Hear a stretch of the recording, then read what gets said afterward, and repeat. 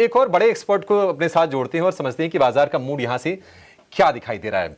हमारे साथ जुड़ गए हैं जियोजित इन्वेस्टमेंट के गौरांग साहब। और गौरांग सर की खासियत यह है कि गौरांग सर एक जाने माने फंडामेंटल एक्सपर्ट तो है ही। गौरांग सर को हम इसलिए भी जानते हैं कि ये सेंटिमेंटल एनालिस्ट भी हैं, सेंटिमेंट को भी बखूबी समझते हैं। तो गौरांग भाई जरा बताइए कि बाजार में ये चल क्या रहा है सर? एक एक बड़ी चीजें हो रही हैं लेकिन बाजार टस से मस नहीं हो रहा है, चलता है फिर खिसक जाता है। पहले होता था ना, जब महायज्ञ हो रहा था तो कुछ कुछ लोग आते थे विघ्न डालने, अब ये आईटी स्टॉक्स आ गए विघ्न डालने। क्या सेंस है सर आपका, बाजार चलेगा कब ये? बहुत बहुत धन्यवाद अभिषेक भाई, इस मंच पर आमंत्रित करने के लिए। सभी को प्रणाम और शुभ दिन हमारे तरफ से।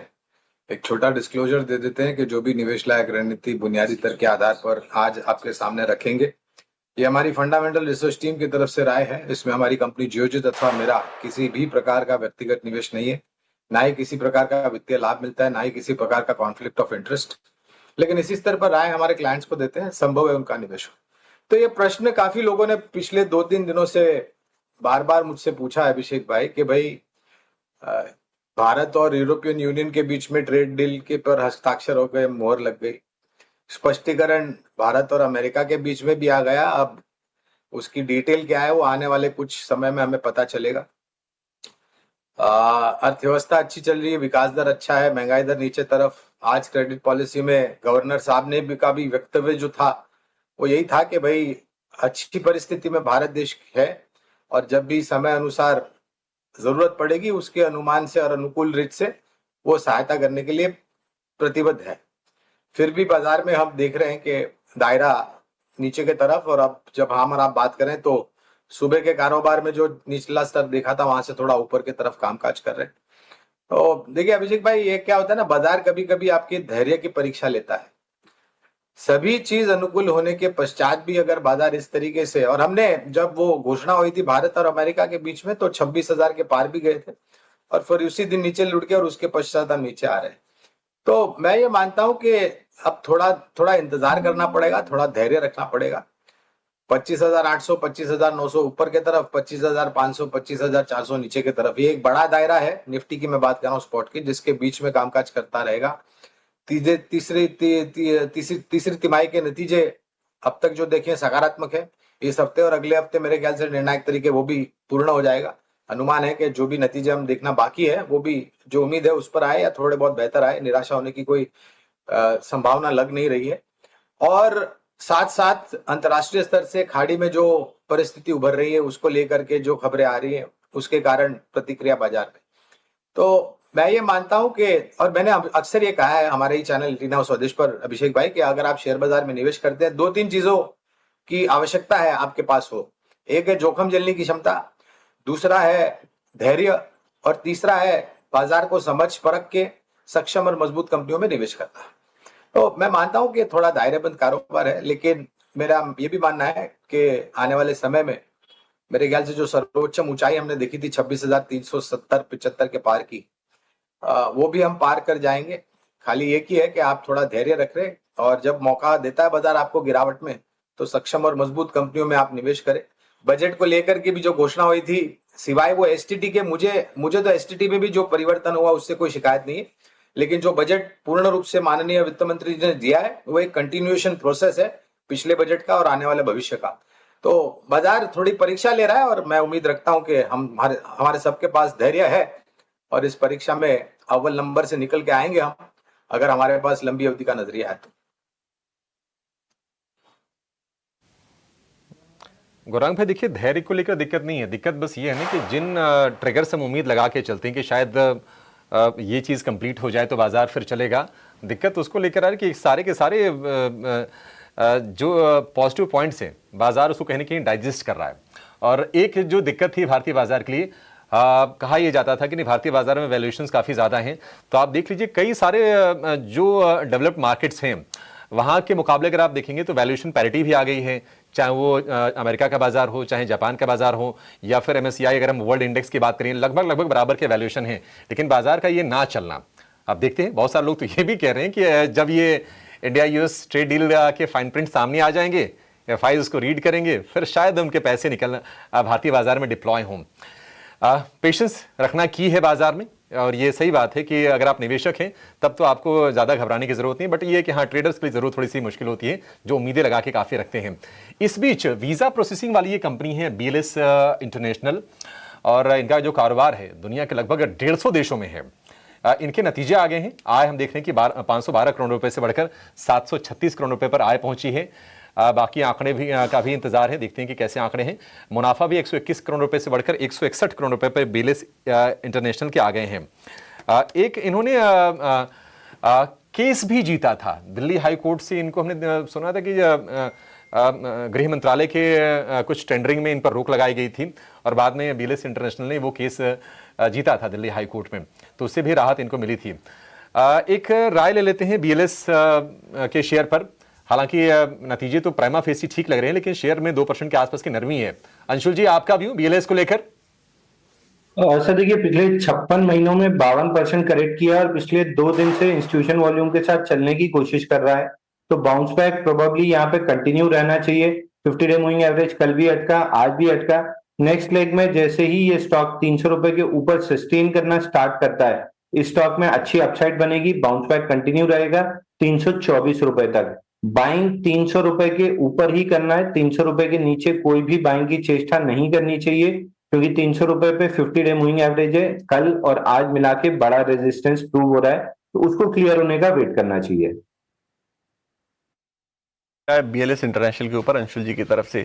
चलिए, एक और मेहमान हमारे साथ शामिल हो गए हैं, अमोल अठावले जी शामिल हो गए हैं इस शो में हमारे साथ। अमोल अठावले जी जुड़े हैं कोटक सिक्योरिटीज से। अमोल जी, बहुत स्वागत है आपका 18 आवर्स स्वदेश पर। Good afternoon.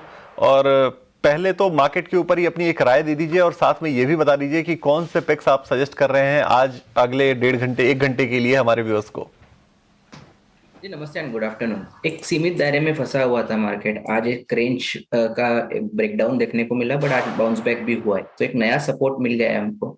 अगर ये कंसोलिडेशन पहले 3 दिन का बात करेंगे तो 25,500 अब पोजिशनली एक प्रॉमिसिंग सपोर्ट लेवल रहेगा। मुझे लगता है जिस तरीके का सेटअप है, अगर ये लेवल मेंटेन होता है तो ये जो पुल बैक है, आज जरूर ऊपरी लेवल पे थोड़ा सा फिसला है बाजार, but positional point of view से अगर मैं देखता हूँ तो 25,500 या फिर 20 डे सिंपल मूविंग एवरेज भी उसी के आसपास आता है। वो अगर मेंटेन होता है तो मार्केट में पुल बैक कंटिन्यू होने के चांसेस काफी ब्राइट है। About peaks positional point of view से देख रहा हूँ, एक DLF की तरफ जा रहा हूँ, पोजिशनली देख रहा हूँ 660 के आसपास है। पोजिशनली टारगेट निकल के आ रहे 690 और स्टॉप लॉस रहेगा उसका 645 का। एक लॉन्ग करेक्शन के बाद एक पहले तो पुल बैक आया था, बट कहीं ना कहीं सेटअप इंप्रूव होता हुआ देखने को मिल रहा है daily as well as weekly charts पे। मुझे लगता है यही मोमेंटम कंटिन्यू रहा तो DLF में पॉजिटिव मोमेंटम आगे जाके भी कंटिन्यू रह सकता है। दूसरा ICICI बैंक के साथ जाना चाहूंगा, 1404 के आसपास है, पोजिशनल टारगेट निकल के आ रहे 1445 1465 के। स्टॉप लॉस रहेगा उसका 1375 का। प्रॉमिसिंग फॉर्मेशन है, यही कंटिन्यूएशन रहने के चांसेस चार्ट्स पे दिख के आ रहे। स्टैंडर्ड डिस्क्लेमर, आज हमने हमारे प्लेटफॉर्म में भी ये स्टॉक शॉर्ट टर्म के लिए रिकमेंड किया हुआ है। ये 2 पिक्स हैं, मैं एक बार टारगेट स्टॉप लॉस रिपीट कर देता हूं ताकि हमारे जो व्यूअर्स नोट ना कर पाए हो वो एक बार नोट कर लेंगे। DLF एक पिक है पहली इनकी, और 690 रुपए का टारगेट दिया है अमोल जी ने। 645 का आपको स्टॉप लॉस मेंटेन करना है इस शेयर पे। 660 के आसपास के भाव चल रहे हैं। थोड़ी देर में ये टारगेट स्टॉप लॉस आपकी स्क्रीन पे भी लिखे हुए आ जाएंगे, तो आप नोट कर सकते हैं अगर मिस कर जाए तो। उसके अलावा ICICI बैंक 1445 और 1465 का टारगेट इन्होंने दिया है।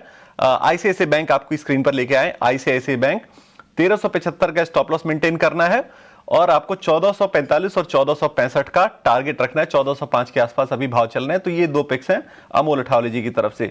चलिए, एक काम करते हैं, गौरांग सर चूंकि हमारे साथ हैं और फंडामेंटल व्यू हमें काफी दिनों से इनसे मिले नहीं है IT सेक्टर पर, और IT सेक्टर ने पिछले 3 दिनों के अंदर जो त्राहिमाम मचाया है मार्केट के अंदर, उससे तमाम इन्वेस्टर्स जो हैं उनका पोर्टफोलियो लाल निशान में चला गया है। तो एक राय लेते हैं गौरांग सर से कि कहां तक और कमजोरी दिख रही है। क्या ये मौका फंडामेंटली हो सकता है कि अब इतनी गिरावट आ चुकी है तो कुछ इन्वेस्टर्स जो इन्वेस्ट करना चाहते हैं IT शेयरों में वो इन्वेस्ट करें? गौरांग सर, क्या राय आपकी बनती है ओवरऑल IT सेक्टर पर? देखिए विकास जी, सबसे पहले तो ये जो मातम मचा हुआ है IT क्षेत्र में और IT क्षेत्र की सूचांक में और IT शेयर के दामों में, ये इसकी वजह है वो एक AI टूल या प्रोडक्ट। अब लोग प्रतिक्रिया दे देते हैं लेकिन सोचते नहीं है। ये पहली बार नहीं है कि इस प्रकार के AI रिलेटेड टूल्स, प्रोडक्ट या प्लेटफॉर्म बाजार में आए हैं, इससे पहले भी आ चुके हैं। अभी आए हैं और भविष्य में इससे ज्यादा आएंगे। लेकिन इससे मेरे ख्याल से भारत में स्थापित आईटी कंपनियों को इतना नुकसान नहीं पहुंचेगा जितना कि प्रतिक्रिया हम देख रहे हैं। क्योंकि हमारे देश में मेरे ख्याल से जो भी घोषणाएं तिमाही नतीजों के बाद आईटी क्षेत्र की मैनेजमेंट की कंपनियों दी है, कारोबार के लेकर के जो टिप्पणियां की है, डेटा सेंटर्स हो, एआई हो, तो हम तो अभी तो शुरुआत के स्तर पर है। अगर किसी प्रकार का जोखिम है या डर है या कोई नकारात्मक परिस्थिति है, वो जो एस्टैब्लिश्ड प्लेयर्स है अमेरिका और चाइना में, उनको होने अनिवार्य है। तो मैं नहीं मानता कि इस प्रकार की प्रतिक्रिया आपको ज्यादा तवज्जो देना चाहिए। लंबी अवधि के लिए एज अ डिस्क्लोजर, विकास जी, हमारी खरीदारी की सूची में मिड कैप शेयर्स भी है, स्मॉल कैप भी है, लार्ज कैप भी आईटी में। हाँ, एक बात बिल्कुल है कि परिस्थिति को देख करके और अंतर्राष्ट्रीय स्तर से जो संकेत है उसको देखते हुए शायद थोड़ा समय लगता है परिवर्तन आने के लिए नतीजों में पहले, और उस नतीजों का असर शेयर के दामों में। तो अगर आपका नजरिया 1.5-2 साल का है तो मेरे ख्याल से किसी प्रकार का लंबी अवधि का नजरिया है तो आपको घबराना नहीं चाहिए। उल्टा अगर आपने ऊपरी स्तर पर कुछ सक्षम और मजबूत आईटी कंपनियों के शेयर लिए हैं तो ये अगर गिरावट जो हम देख रहे हैं, और अगर आप पिछले 3 महीने, 6 महीने, 9 महीने, साल भर का योगदान देंगे तो नकारात्मक है आईटी सूचकांक का और कुछ हद तक कुछ आईटी शेयर्स का। तो एक नई खरीदारी करने का, और अगर आपके पास ऊपरी स्तर पर है तो निवेश लायक पूंजी लंबी अवधि के लिए तो थोड़ा बहुत जोड़ भी सकते हैं। लेकिन इतना ध्यान रहे कि परिवर्तन आने में थोड़ा समय लगेगा, तो आपके पास अनिवार्य समय सीमा होनी चाहिए अगर आप निर्णय लेते हैं निवेश करने के लिए। और ये जो प्रतिक्रिया है, ये ऐसी कोई नकारात्मक परिस्थिति हमारे देश में स्थापित आईटी कंपनियों को देख करके सामने नहीं आई है। ये अमेरिका से खबर आई 2 दिन पहले और उसका असर है। ऑलराइट, तो चलिए ये नजरिया फिलहाल आईटी काउंटर्स पे आता हुआ, पर इस बीच शिल्पा मिडी आ चुके हैं। देखिए लगातार